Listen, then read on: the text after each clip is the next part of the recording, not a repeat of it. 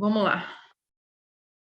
Agora sim. Bom, começamos a gravar a aula. Boa tarde, Aninha. Agora que a gente começou a gravar, eu já vou espelhar de novo. É porque eu não sei espelhar e botar aula ao mesmo tempo. Essa professora é ótima em tecnologia. Então vamos lá, meninas da minha vida, minhas flores. Hoje nós vamos falar sobre ética, né? E aí, ética era uma matéria que a gente via no ensino médio até a década de 50, de 40. A gente não. Porque como no Brasil a educação básica, né, gratuita, ela começou a ser democratizada a partir da década de 60, que foi quando a gente começou a ter a massificação das escolas, a democratização do ensino, e aí nós tivemos que formar professores muito rápido, de uma forma muito rápida, muito mal feita, para poder dar conta da massa de crianças e adolescentes que iam à escola a partir desse momento, que eram crianças da classe trabalhadora, cujos pais não tinham educação nenhuma, não sabiam ler e escrever. A gente ficou em um determinado momento com uma massa muito grande de crianças dentro de uma escola, perdido tanto quanto os professores que estavam em formação, muito mal formados, em licenciaturas de 2 anos e meio a 3 anos. E aí, quem continua vendo ética? Isso que você escreveu é realmente isso. Olha um chat, gente. Quem continua tendo ética, né? Porque até então, 1940, 1950, a matéria ética, moral e cívica, ela existia dentro do currículo escolar, fazia parte da matéria. Quem é que assistia essa aula de ética? Aquela pequena elite que tinha condições de pagar por uma educação de qualidade, uma educação elitizada para poucos, para minorias que tinham muito dinheiro. A partir do momento que a gente democratiza o ensino, a partir da década de 60, com um projeto de que todo brasileirinho ele deveria de ter, pelo menos, o ensino fundamental 1, que era a primeira a quarta série, decidiu-se que a educação básica deveria de ter o básico, e por isso que o nome é educação básica.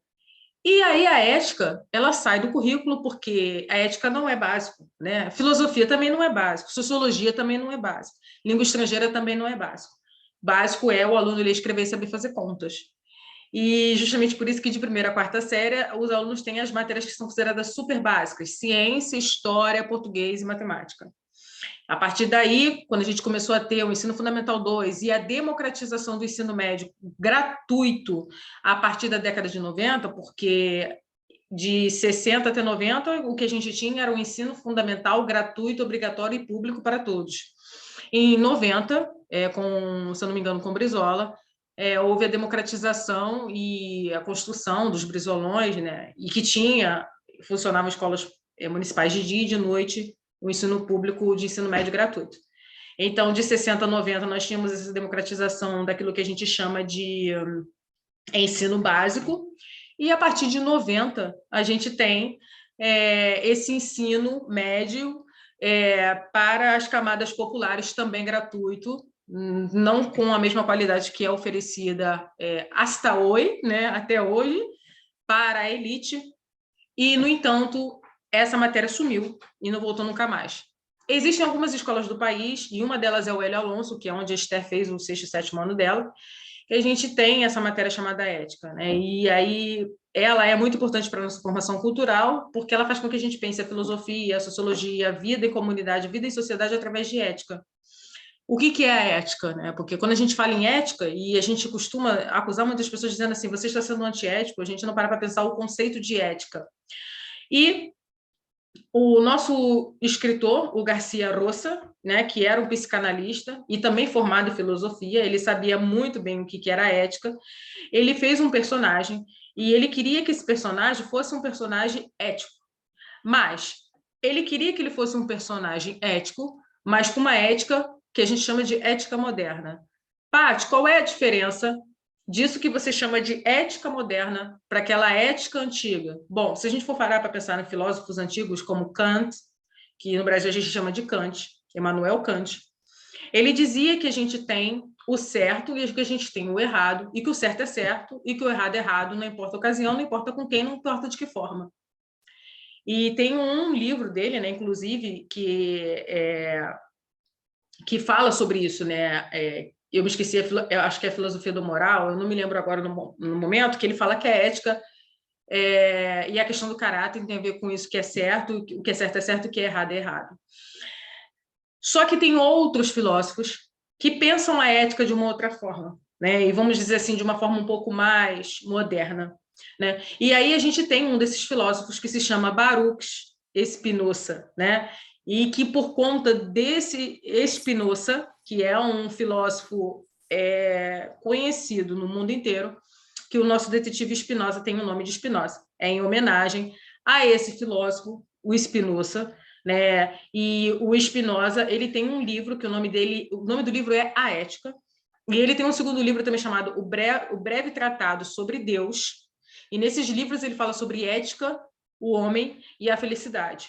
E aí, por conta desse livro, desse filósofo, do Spinoza, que fala sobre ética, e o Breve Tratado sobre Deus, que na verdade não fala sobre Deus, fala sobre o homem, a felicidade, como viver eticamente em sociedade, que o Garcia Rosa fez um detetive que seja ético, à maneira do que está escrito dentro do livro do filósofo Spinoza. E aí, qual é a diferença da ética, né, se a gente for pensar em Immanuel Kant, para Spinoza? E como é a diferença da palavra ética, né? O que é ser ético para Spinoza, para Deleuze, que também fala sobre isso, né? Que é um filósofo e também literário francês, como também o Zygmunt Bauman.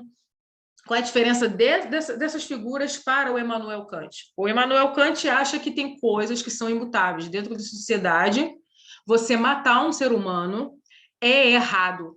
Não importa a ocasião. Você matou um ser humano, você tem que pagar por isso. Então, eticamente, ele vai pagar pelo crime que ele cometeu. Ética é ética, não importa com quem, qual é o lugar e de que forma. Já para os outros filósofos, a ética é a ética, mas se você matar um ser humano porque você está se defendendo, e aí é em legítima defesa, a ética não pode te julgar da mesma forma que julgaria uma pessoa que está matando por esporte, por exemplo. Então, há uma maleabilidade naquilo que a gente chama de ética entre o caráter do bem e do mal, de como se comportar, até que ponto isso é do bem, até que ponto isso é do mal. E aí essa ética que a gente chama de moderna, ela envolve sentimentos e emoções. Diferentemente da ética que é prevista dentro do livro da filosofia do Immanuel Kant, que o certo é certo, o errado é errado, não importa que, como e de que forma que foi feito. E justamente por isso, os filósofos, alguém colocou no chat, acho que foi Estel, os filósofos modernos passaram a relativizar essas questões. Tipo, depende da situação. Exatamente. Porque dependendo da situação que você está submetido, da sociedade que você está submetido, uma coisa é considerada ética, outra não. Por exemplo, no Brasil, não é considerado ético você se declarar monogâmico e ter 2 famílias, e ser poligâmico, né? Isso não é considerado ético. Agora, se a gente for ao Marrocos, um homem pode se casar com 4 mulheres, isso é considerado ético. Então, se a gente fosse julgar a ética, vamos dizer assim, relacionada ao casamento, e fosse usar Kant, a gente diria que os marroquinos vão para o inferno e que eles devem ser presos e etc e tal. Por quê? Porque pela ética das leis imutáveis, você só pode ter uma esposa, né? E no Brasil, se alguém traísse a esposa, tivesse 2 famílias, também. Então, esses novos filósofos acreditam que a ética ela é uma ética que tem que ser pensada na sociedade, é uma ética que tem que ser pensada com sentimentos e emoções daquela sociedade, daquele momento, e que não é uma coisa imutável, do tipo 10 leis universais ou os 10 mandamentos bíblicos, não matarás, não roubarás, não furtarás, não cobiçarás a mulher do seu próximo, e etc, etc, etc. E aí o que acontece? Baseado nesse livro Ética e nesse segundo livro, que é o Breve Tratado sobre Deus, né, que fala sobre o homem e a felicidade, que esse psicanalista, o Garcia Rosa, e baseado nisso e nos estudos dele de filosofia, óbvio, porque ele era professor de filosofia, que ele criou e construiu esse personagem, que é uma pessoa ética, sim, mas que, dependendo da situação, a emoção dele vai falar mais alto do que a ética. Em um desses exemplos em que a emoção dele, o instinto dele vai falar mais alto do que a ética, quando ele chega para visitar a Serena no apartamento que ela tinha alugado e ela pega o vestido dela e solta e fica nua. Ali a ética do detetive foi para o espaço, ele seguiu o instinto e ele manteve relações sexuais com uma das testemunhas chaves do caso. E pela ética ele não poderia fazer isso porque ele não pode se envolver com testemunhas, não pode se envolver com vítimas, não pode se envolver com acusados, porque ele é o detetive, ele é o delegado. E aí você pergunta, tá, mas por que ele se envolve com isso e ele coloca isso dentro do livro? Porque, ao mesmo tempo que o nosso detetive é um detetive que ele é ético, ele também é humano, ele também tem emoções. Ele é incorruptível quando a questão é o trabalho dele, mas como humano, ele não é incorruptível. O que eu quero dizer com isso? Dentro do trabalho dele, ele vai usar a ética, ele vai ser uma pessoa incorruptível, ele não vai ganhar propina para resolver esse tipo de coisa. Agora, dentro da vida dele pessoal, no momento em que ele faz isso, que ele sai, que ele dorme com uma mulher casada, ele sabe que ele está fazendo uma coisa antiética, ele vai refletir sobre isso, mas ele não vai se sentir culpado com isso pela vida inteira. Porque ele sabe que ele fez besteira, mas não é uma besteira que comprometa todo um sistema, como a corrupção da polícia, por exemplo. É um problema que envolve ele mais duas pessoas. Então, quando o espaço é público, a ética dele é irretocável, ele é incorruptível, mas quando é um espaço privado, dentro do privado dele, até que se prove o contrário, ele vai ser ético em algumas ocasiões e não ético em outra. E tudo porque ele é um humano, né? Ele não é uma máquina como o Dupin, que é o nosso primeiro detetive que a gente conhece na literatura de policial moderna, que pensava como Kant, e para ele o certo, certo, o errado era errado, e então ele julgava os crimes assim. Se você fez essa besteira, você matou uma pessoa, não interessa se é legítima defesa, você vai pagar por isso. Já Spinoza pensaria duas vezes, e, pô, será que é? Não, vamos repensar isso aí, vamos ver essa história, vamos levar a julgamento. E por isso hoje nós temos juízes.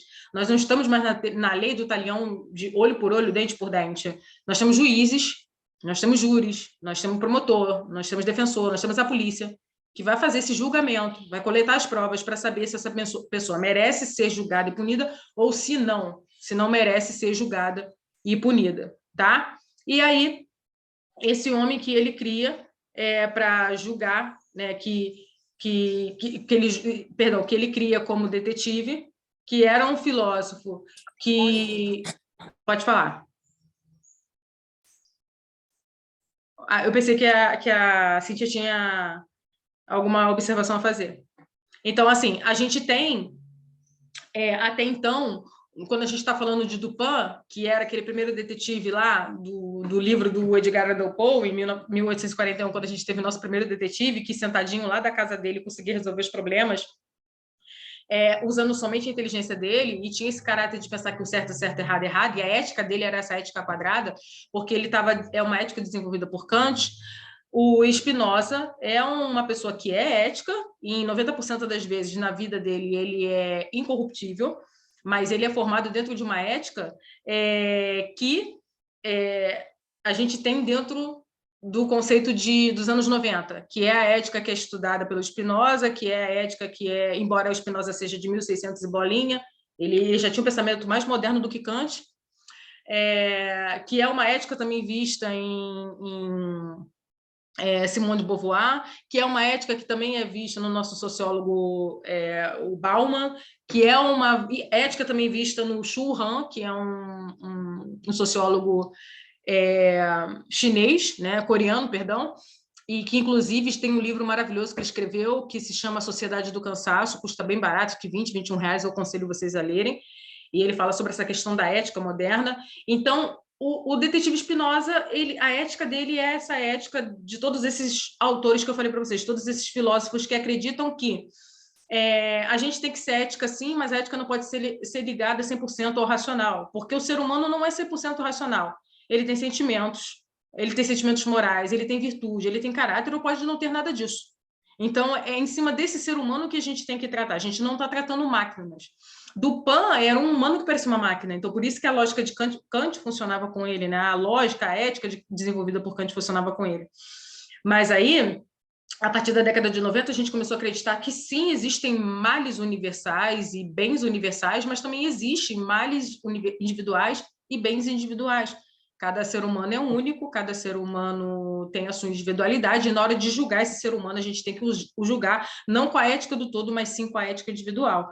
Então, é justamente por isso que, muitas das vezes, ele para refletir e ao invés de agir como um detetive racional, do ponto de vista 100% racional, a emoção entra também. além da emoção. E a gente percebe isso, por exemplo, quando ele está sentadinho, comendo, né, dizendo que estava almoçando no livro, lá sentado numa praça pública, né? Eu acho que era perto da praia, e aí ele está com o lanche do McDonald's e aparece um menininho, ele pega e dá o hambúrguer, o Big Mac para o menininho, 3 segundos depois aparece um menininho com mais outro menininho, ele vai lá e dá batata frita para o menininho, e no final das contas o almoço dele foi só um milkshake. E aí quando o braço direito dele chega e fala assim, tá tudo bem, detetive? Tá, se você chegasse um pouco antes, você almoçaria com nós três. E aí ele olha para um lado e para o outro, que nós três? Ele não entende, mas é porque realmente ele estava com três, ele estava com mais 2 crianças. Então, ele se deixa se envolver na emoção, sim. Essa parte é tão, exatamente, essa parte é tão emocionante. Então, você vê que ali tem um humano, e um humano que não se deixou brutalizar, mesmo sendo da polícia, e mesmo sabendo de todas as, vamos dizer assim, da vida grotesca que ele enfrenta dentro do campo de atuação dele. Mas isso não tirou dele a humanidade. Então, tu não tirou que a gente tem essa parte dele sentado almoçando, que, na verdade, das contas, ele não almoça nada, ele só toma um milkshake, porque as criancinhas levaram tudo. E ele não se sente ofendido com isso, pelo contrário, ele se sente feliz de ser um ser humano que pode ajudar. E ele acha também que ele ajuda quando ele não se corrompe. Então, dentro da área do campo dele, ele não se corrompe, mas na vida pessoal, se tiver o instinto e a emoção falar mais rápido e mais forte, que foi o caso do que aconteceu com ele entre ele e a Serena, você pode ter certeza de que ele vai usar o instinto, mesmo que depois ele se arrependa em relação a isso, porque em determinado momento dentro do livro, ele para refletir sobre aquilo que ele fez e ele acha que o que ele fez foi errado. Mas aí ele bota uma pedra em cima disso e continua seguindo a vida. Ele não deixa com que aquela culpa o paralise e segue a vida. Então, a gente tem um detetive que é ético, né?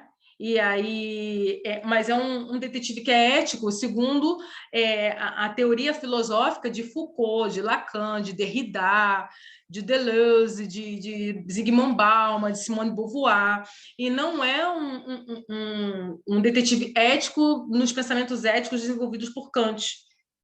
Porque se fosse desenvolvido por Kant, ele deveria de virar para a Serena e falar assim, não, veste essa roupa, você é uma mulher casada, eu não quero nada com você.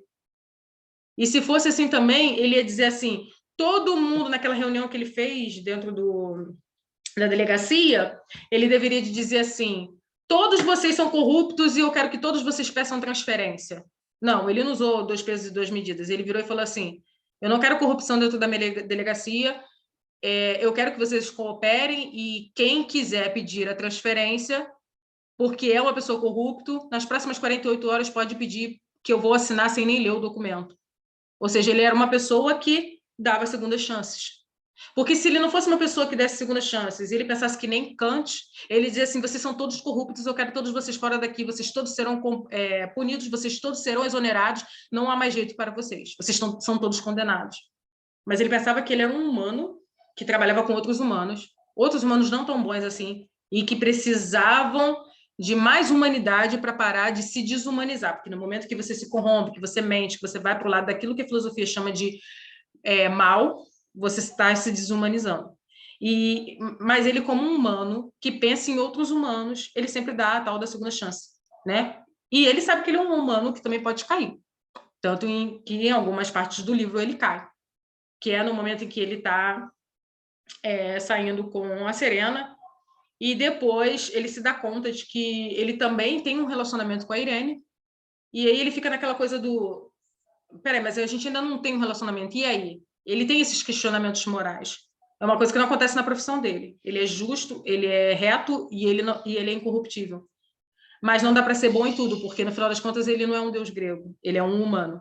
Então ele é uma pessoa que é ética, mas é uma pessoa ética até a página 10, e não até a página 15, se o livro só tiver 15 páginas, porque ele está em construção. Mas dentro da construção ele é o melhor humano que a gente tem dentro desse livro, por isso que a gente diz que ele é uma pessoa muito ética, né? Mas nunca ele pensa de forma 100% racional. Se ele pensasse de forma 100% racional, ele chegaria à conclusão de que uma certa pessoinha no final do livro é culpada por todas as mortes. Mas por pensar, ele fala assim, eu acho que. Ele não é aquele tipo de pessoa que julga, culpa e pune. Eu acho que temos que investigar mais. E se fulaninho voltar e se eu conseguir coletar provas, e se acontecer isso assim, assim, assim, aí sim ela vai ser presa. É tudo se eu conseguir provar, tudo vai ser resolvido de alguma forma. Então a gente não vê um detetive raivoso saindo dando tiro para tudo quanto é lado, corrupto, que quer agredir, matar e torturar todo mundo para falar coisas. Ele é uma pessoa que seria o exemplo do que seria uma polícia. Se a gente tivesse uma polícia que não fosse tão corrupta, em que 90% da corporação fosse vendida, né? Então, ele não deixa as emoções, os desejos, os sentimentos dele de lado para ser um detetive. E justamente porque se ele deixasse, ele não seria isso que a gente chama de ético moderno. Esse ético, na visão de Foucault, de Lacan, de Derrida, ele seria o ético de Immanuel Kant. Então, ele é um homem comum, né, que observou e observa a conduta moral da população que vive perto dele, que é uma população também altamente corrupta, né, altamente imoral, e por essa observação de tudo que ele vê, é que ele constrói o trabalho dele. Não significa que ele vai se igualar a essa sociedade, mas é em cima dessa vivência é que ele faz todo o trabalho dele. Então, em 1841, quando Edgar Allan Poe faz o livro, ao publicar Os Crimes da Rua Morgue, que a gente tinha um detetive altamente incorruptível, racional, e que não era capaz de sentir sentimentos e emoções como o Dupin, hoje a gente sabe que a gente tem, sim, um detetive que é ético, na forma mais genuína da palavra ética, mas que é humano, não é extremamente racional, e não está preocupado só em desvendar enigma, porque Dupin ele só queria desvendar o enigma sentadinho no sofá da sala dele. Ele quer não só desvendar quem são os assassinos, quem é que faz o quê, mas o porquê faz e por que esse humano chegou a essa posição. Então, na verdade, ele é ético e é empático. Óbvio que o Garcia Rosa ia fazer um detetive empático. Ele era filósofo, mas ele também era psicanalista. E o psicanalista, o psicólogo, o psiquiatra é aquela pessoa que tem capacidade de se colocar no lugar do outro e entender o porquê que ele chegou ali, o porquê que ele fez isso, o porquê do porquê do porquê. Não é só a pessoa que vai dar o alvará final e dizer você está preso, não interessa as consequências. Tá, mas por que ele chegou lá? Vamos recuperar essa história, vamos entender o que foi que se passou na vida dessa pessoa para ela chegar a esse fundo do poço, para ela matar essa pessoa, para ela roubar isso, para ela fazer aquilo. Então, ele era o detetive, mas também era o detetive que era psicólogo. Então, na verdade, a gente tem um Garcia Rosa que pega algumas das características dele, da vida dele, e coloca como ingrediente nesse detetive, que é um detetive ético, que é um detetive humano, que é um detetive psicólogo e que pensa muito. E quem é que tem essa característica de pensar muito na nossa sociedade? Os filósofos e os escritores. E filosofia era um dos estudos sistemáticos do nosso autor. Então, o detetive, nessa nossa narrativa, ele não é a pessoa que vai acabar com todos os males da sociedade, porque ele sabe que são muitos, mas ele sabe que ele vai conseguir fazer tudo que for possível dentro do que com as ferramentas que ele tem. Ele não se vê como um deus. Então, um detetive Dupin, de 1841, de Edgar Allan Poe, era considerado um deus, um super-herói que ia, assim, resolver todos os problemas e males da sociedade. Spinoza era só um detetive humano com emoções, sentimentos, convivências, com seu conhecimento de mundo e que usava toda a sua sabedoria, inclusive a que ele aprendeu dentro dos bancos das universidades, já que ele era advogado, e com toda isso, e mais a observação que ele tinha do mundo, da rua, da cidade do Rio de Janeiro, é que ele julgava, é que ele procurava, com as ferramentas que ele usava para poder fazer o trabalho dele. Então, ele usava as leis da sociedade para poder julgar a sociedade, e não as leis do livro de ética que diz que tudo que é certo e tudo que é errado é errado, porque a gente sabe que no mundo real as coisas não funcionam dessa forma. Tem uma frase que os meus alunos usam muito, que é uma frase que está muito na moda agora: quem vê palco, quem vê close não vê corre, né? A gente tem muito essa mania de quem vê o close, ou seja, todo mundo no close está lindo, mas você não está sabendo o que está acontecendo por trás dos bastidores para saber o que aquela pessoa sofreu, lutou, passou para poder chegar aquele ponto auge ou aquele ponto de decadência. E aí a gente diz que o detetive Spinoza é aquele que não está ali para o close e nem para a decadência, porque aquilo ali é só o fim. Se aparecer uma pessoa assassinada, aquele ali é o fim, é o close, é a decadência. Ele pensa assim, o que foi que fez com que um humano matasse esse humano e qual é a ligação deles e o porquê eles chegaram a esse ponto. Então, ele é a pessoa que, mesmo sendo protagonista, ele também é a pessoa dos bastidores, né? Porque, como detetive, ele poderia ser só o protagonista e mandar todo mundo fazer o trabalho dele e ficar quietinho esperando os resultados. Mas ele também faz parte dos bastidores, e justamente porque ele tem essa capacidade imensa de pensar, por conta da quantidade de livros que ele leu. E aí a gente, em algum momento, vai falar sobre essa questão da leitura dele, né? Do fato dele ser uma pessoa que lê muito, mas a leitura que ele tem de vida e o conhecimento que ele tem por conta dos livros faz com que ele analise cada situação uma por uma e decida se aquela situação aconteceu é certa ou se está errada. E muitas das vezes as escolhas que ele faz são questionáveis. As de Dupin, que era um delegado praticamente Deus, né? Porque era extremamente racional, nenhuma das decisões dele eram questionáveis, mas a do Spinoza, como é um humano, sim, ele é questionável. E as decisões dele também são questionáveis em diversos momentos dessa obra. Então, os nossos detetives dos romances modernos, eles têm ética, claro, os não corruptos, tá? Só que a ética deles não é essa ética de Kant, que tem tudo que é certo, que é errado, errado. Mas cada um deles tem a sua própria ética individual, né? E usando essa ética, esses princípios comuns, é que ele vai se confrontar com o outro. Então, se ele acha que corrupção é errado, ele vai tentar combater a corrupção. Mas, por exemplo, se ele não acha que dormir com a mulher do outro é errado, ele não vai combater e vai ser um dos primeiros que vai usar isso como oportunidade, que foi o que aconteceu entre ele e a Serena, mesmo ele sabendo que Serena era a esposa de um bambambam do governo federal, que o cara era ministro da Economia. Então, a gente costuma dizer que a ética de Kant é aquela ética que é desenvolvida pelo pensamento moral, né? Então, a gente tem um pensamento moral com princípios normativos universais que servem para qualquer sociedade no mundo. Então, se no Brasil a gente diz que matar é errado, na China matar seria errado, nos Estados Unidos matar seria errado, isso funcionaria para o mundo inteiro. Então, se ter duas mulheres é errado, no Brasil seria errado, na China seria errado, no Marrocos seria errado, nos Estados Unidos seria errado. Só que essas leis universais, elas não funcionam, não para o mundo inteiro, não depois de 2000 anos convivendo em sociedade escrita, né? Porque agora a gente tem a escrita para poder fazer a comparação de como que a ética funcionava em sociedade há alguns séculos, né? Vamos dizer assim, atrás. Então, se a ética de Kant é aquela do que é bom, do mal é mal, a gente tem agora uma ética que depende. Isso é certo até certo ponto, isso é errado até certo ponto, até que se prove o contrário, todo mundo é honesto, até que se prove o contrário, essa pessoa é inocente. Você pode ficar calado, porque tudo que você disser vai ser usado contra você no tribunal. Essa é a frase que os policiais falam quando eles abordam alguém para poder prender, quando eles estão com mandado de prisão. Então, até a nossa ética é uma ética, vamos dizer assim, volátil. É uma ética que é para ser construída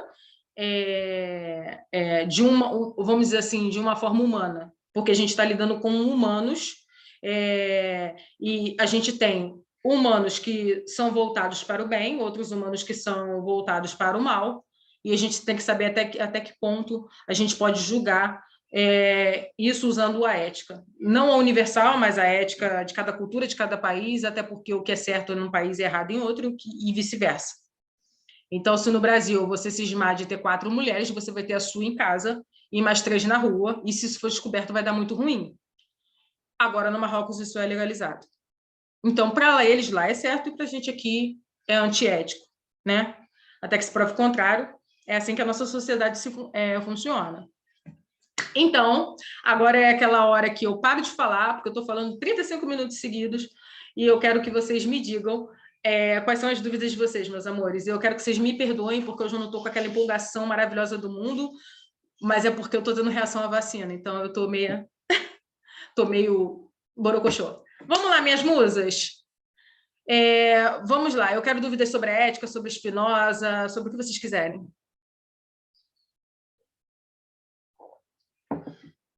Vocês estão muito quietinhos. Até então, nada, só preciso fazer as redações mesmo. Esther, rindo, mas é para não chorar, rindo é de nervoso, né? Calma, Flu, a gente ainda tem 2 meses de curso, hoje é a nossa 4ª aula. Respira. A gente ainda tem 8 aulas. A gente ainda tem 4 aulas em janeiro, 1 aula em dezembro agora, 4 aulas em janeiro e 3 em fevereiro. Ainda vai ter uma aula plus, então fica tranquila. Milena disse que até agora não teve nenhuma dúvida, perfeito. Aninha, Maria Isabel, Bia, Milena, Bia Navegantes, minhas musas. Eu vou parar de gravar porque eu fico falando o nome de vocês, depois isso fica aparecendo na gravação, sabia? A Aninha também disse que não tem. Maria Isabel está tranquila. Vocês estão conseguindo fazer as redações? Meninas, não precisam me entregar as redações correndo, porque eu sei que essa semana é semana de Natal, tá? E como fui eu que antecipei a aula, vou estender o prazo de vocês até a próxima terça-feira que vem, porque a nossa próxima aula é na próxima quarta, tá? Eu dei a parte da aula de ética porque, gente, eu me senti incapaz, e eu tenho que ser honesta, eu me senti incapaz de substituir a Vanessa no conteúdo dela. Eu falei para vocês na aula da semana passada que ela é especialista, ela é mestra em literatura, ela fez uma aula assim, eu ia falar um palavrão, ela fez uma aula assim sensacional, e eu acho falta de respeito eu pegar, ler e falar assim, vou simplificar isso aqui, não vou. Então, semana que vem ela aprofunda vocês com a narrativa, porque ela já vai estar ótima, a cirurgia dela não é nada assim grave, então ela vai ficar sentadinha no sofá dando aula para vocês, ela vai estar aqui em casa. Mas eu achei falta de respeito com todo o conhecimento que ela tem de literatura, que é infinitamente maior do que o meu. Falar assim, eu vou pegar isso aqui e vou parafrasear. Não, não vou. Então eu falei para ela, eu vou dar minha aula de ética e a parte que você vai aprofundar a narrativa, você faz isso na próxima semana. Ninguém tem dúvidas? Tudo bem. Ai, que bom. Meninas, se vocês não têm dúvidas, vocês podem se deslogar. Eu vou botar essa aula no grupo daqui a pouco, assim que eu converter.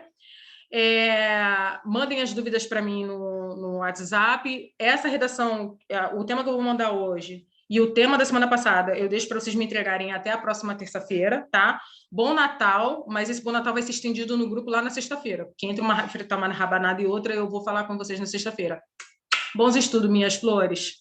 E para quem vai para a formatura amanhã, boa formatura. Eu queria muito estar lá, mas amanhã vai ser um dia complicadíssimo para a professora Patrícia, tá bom? Beijos, minhas flores. Época das rabanadas, Esther. Chegou. Beijo, flores.